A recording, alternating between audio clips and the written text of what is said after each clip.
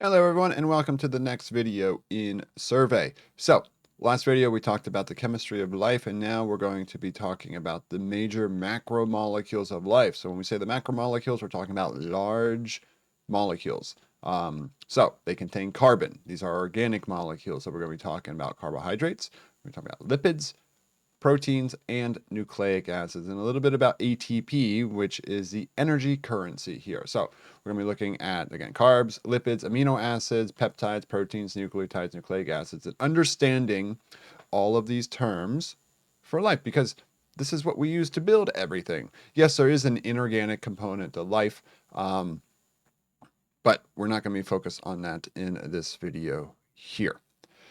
First thing I want to go over, when macromolecules are just large molecules. Macro is large, so these are just larger carbon-based molecules, and they can become very large structures, but they're built from units. So mono is single, a mer is a unit. So monomers mean single units.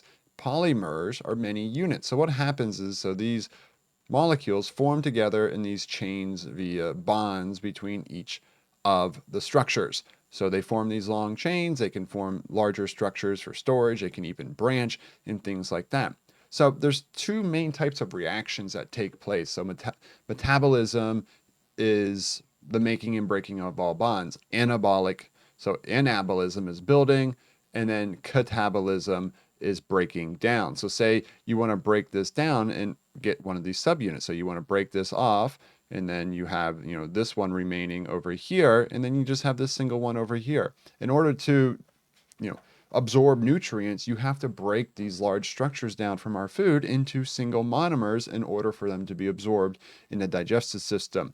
So this is called a hydrolysis reaction. Hydrolysis. So water splitting. So water must come into this reaction in order to break that bond between the two. The opposite is, what if we have this structure here and we want to add a molecule? Well, you can do that. This is called a dehydration reaction. So a dehydration reaction joins those two molecules together to then form a larger structure. So when we talk about the different macromolecules, we'll be talking about the little monomers that make them up to then join together to form polymers. So the two types of reactions are dehydration and hydrolysis. So dehydration builds, hydrolysis breaks. Lysis means splitting. So that's one way to remember that. So a dehydration reaction, water leaves this, hence why it's called dehydration. And this is one example of why water is so important for life.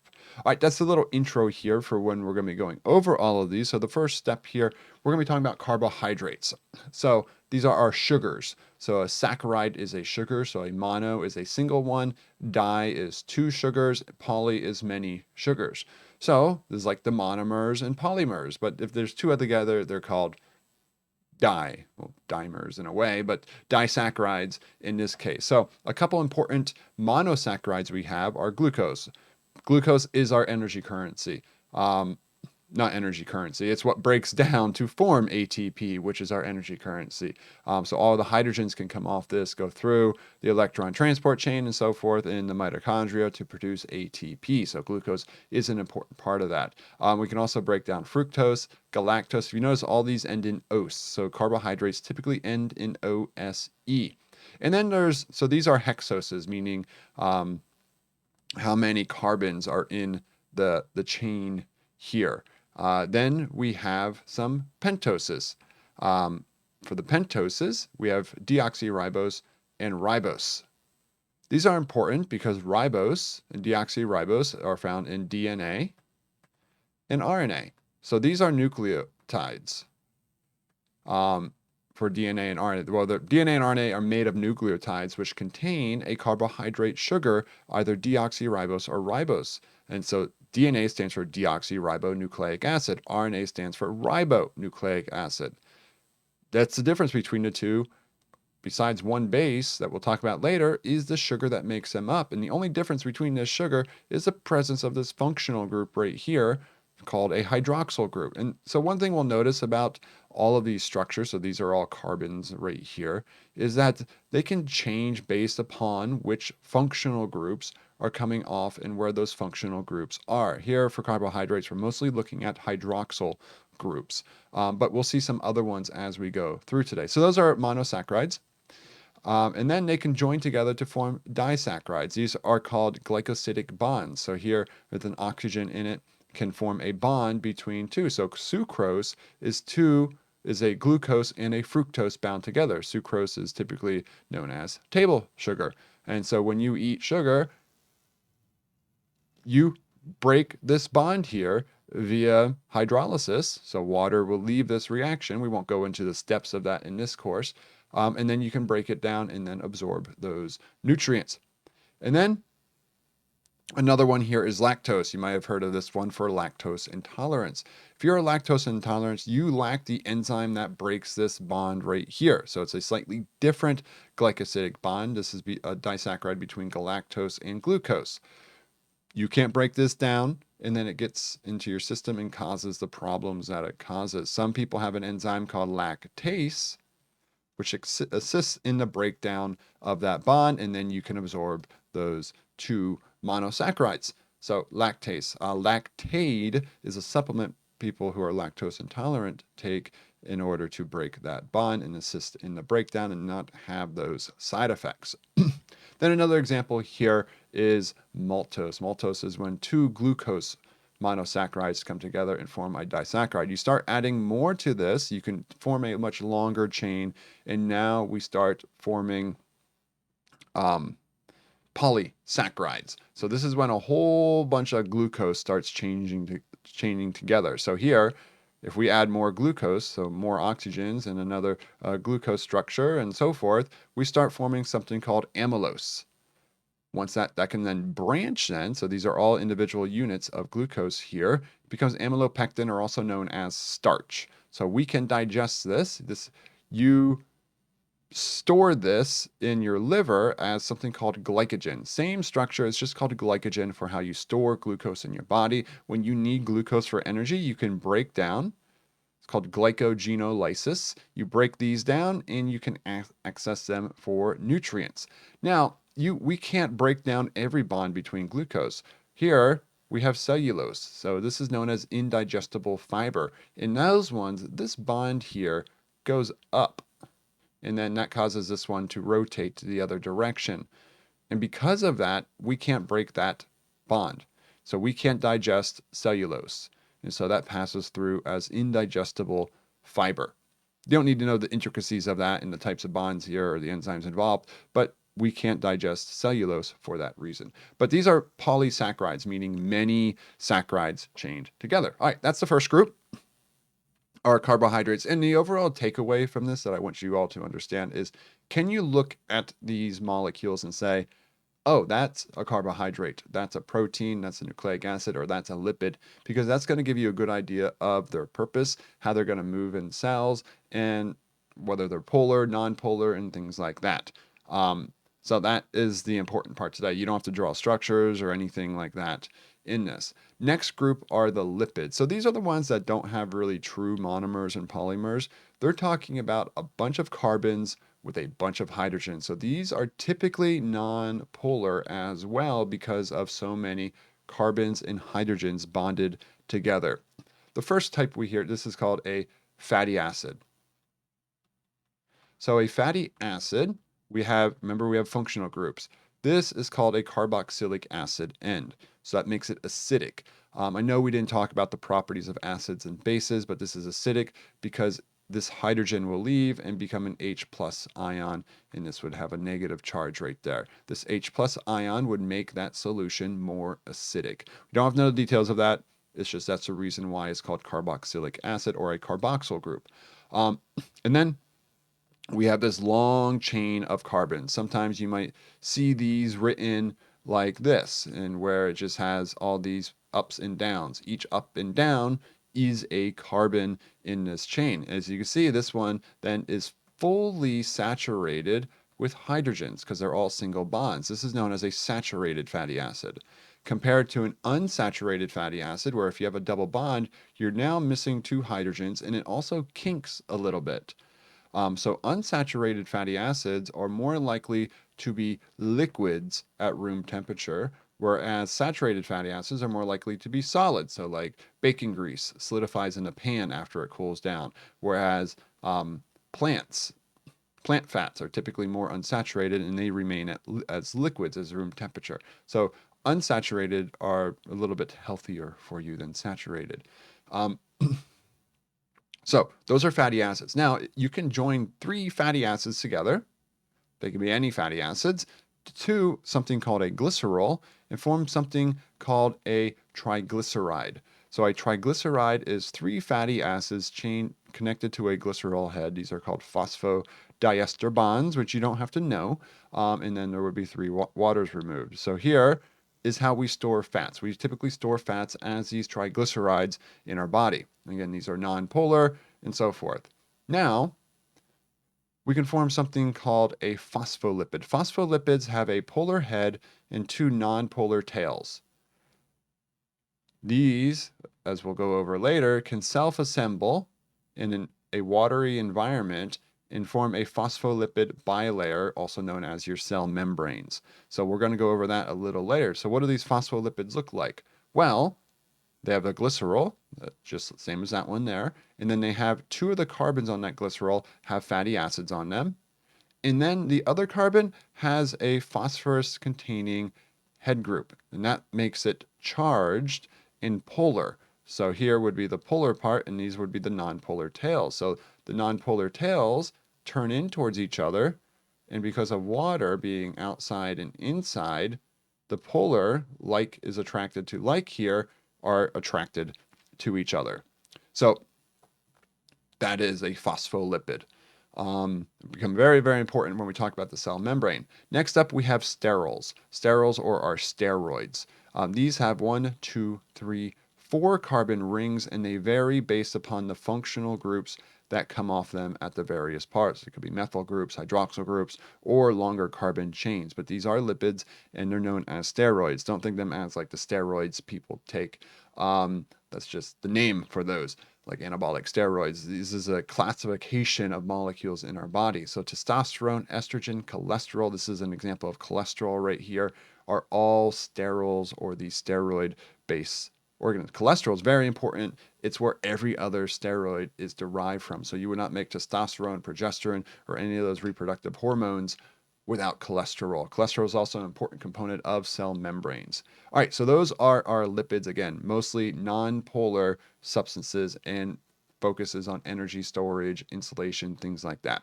Next up are our proteins. There are 20 proteins, well, 20 amino acids, which are the building blocks or the monomers of proteins, and they can join together to form peptides. Multiple peptides can then come together to then form the structures of proteins. So first, what is the structure of one amino acid and what differs between all 20 of them? Well, there's a central carbon with a hydrogen, and then here the R just is the remainder, meaning this R side chain here is what varies between all 20. They all have a carboxyl group and an amino group. An amino group is an NH2, carboxyl group, CO2H is the carboxyl group here. And remember, we just talked about carboxyl groups. So that's the amino acid. This is the amino side. This is the acidic side. So this hydrogen actually usually gets donated to over here, which is a base, and this becomes NH3 plus, and this has a minus, and so it neutralizes itself. Now, all the different amino acids are in different categories. They could be nonpolar, depending on the side chain. They could be polar, so they can have charges. They can be acidic, they can be basic, and so forth. We won't get into the details of those here, but 2 amino acids then form together to form a dipeptide and can form a polypeptide and then a protein. They do that by that carboxyl group and the amino group forming a bond. This is a dehydration reaction, so water is removed. They form something called a peptide bond, and they can chain together. So they can keep doing that, chaining together, forming long chains of amino acids. So that is called the primary structure right here. It's just a chain of amino acids, any order of those 20. It's all determined by your genes, your DNA determines the order of these amino acids. But that isn't so proteins, what do? Proteins are going to become enzymes. They could be structural proteins. So they need a certain shape to be active and to work. So they need to do something called folding. So they go through these layers of structure. There's a primary, secondary, tertiary, and quaternary structures here that they go through. So a primary structure is just the list of them. The secondary structure forms these things called alpha helixes and beta pleated sheets over here. They're just generalized structures based on the order of amino acids, so repeated orders of amino acids that are consistent. Then the R groups start interacting, and the protein then folds into potentially a globular structure like this. That's called the tertiary structure. And then sometimes multiple tertiary structures come together, like here's one, here's one, here's one, and here's one. So 4 separate ones come together to then form the final functional protein here, or the quaternary or fourth level structure. This is called hemoglobin. This is what carries oxygen in your red blood cells. So very, very important there. And so proteins have tons of functions, from cell membrane, receptors, channels, and enzymes, and just structural proteins. The list, there's a long, long list. Neurotransmitters, there's a lot. But just an example here, a protein being an enzyme, we get 2 substrates coming into active sites, which is like a lock and key fit for this enzyme. It brings those together, forms a product, and then releases that product. This is how biological reactions happen in the body. You have enzymes that are regulating all of our reactions. All right, last group here. I know this video is going on a little longer. There's a lot to talk about in this section if you couldn't figure that out by now. Last one are nucleic acids. These are our nucleotides. This is our genetic code. This is our DNA. This is our RNA. So the first thing nucleic acids have is that sugar. Deoxyribose and DNA, or ribose and RNA. So they have a sugar, a phosphate, and a base. So here's the phosphate group, and now they have a base. The base, these are called nitrogenous bases. There's either pyrimidines or purines. In DNA, we have cytosine, thymine, adenine, and guanine. In RNA, we have uracil, but not thymine. So T's are replaced with U's in RNA. So DNA is double-stranded, and it's what's in your nucleus. RNA is then what's made, and then usually becomes protein, but you can have some functional forms of RNA, and like ribosomes and things like that we'll talk about later as well. But this is just going over the structure. So it's a sugar, a phosphate, and a base. And they then bond. So this is a nucleotide. They then bond together down one side. So here's the phosphate, here's the sugar, and here's the base. And then with that structure, they can then form complementary base pairing with the other side. So A always bonds with T, and G always bonds with C. Complementary base pairing, so A's with T's, G's with C's. So one little one, one bigger one, one little one bigger one. Don't worry about the intricacies of that. And then they can form what's called the DNA double helix. So here in red is adenine, and then cytosine is green, and thymine is yellow, and guanine is blue. So G with C, you see those two, and A with T, you see those two together. And they form this twisting structure with the sugar phosphates on the outside. So the structure was determined by Watson and Crick way back, technically Rosalind Franklin, but we won't get into the details of that. So then the last thing we're going to talk about here, which is very similar to a nucleotide, is ATP, adenosine triphosphate. So adenosine triphosphate has a ribose sugar on it. The adenosine, it has an adenine, an A base. And so if we just look right here, there's a phosphate group. So we have a sugar, we have a phosphate, and we have a base. That's a nucleotide. So that's also known as adenosine monophosphate. We add 2 more phosphates. Boom. We have ATP, adenosine triphosphate. ATP is the energy currency that we have. So ATP, in the presence of water, can break into ADP plus inorganic phosphate. So you break this off, it leaves, and then that releases energy as a result. And then we use that energy in chemical reactions and to do everything we need to do in our body. So that adenosine diphosphate can then get rephosphorylated here and become ATP again as well. So again, this was just a quick and dirty intro to all the macromolecules of life. I know it was a lot, so feel free to go back and watch this again if you need to. Again, this is just the tip of the iceberg here. So if a lot of it sounds very complex and confusing, it's because I couldn't explain everything. But that's all I have for today. If you have any other questions, please let me know. Hope you have a great rest of your day. Bye bye.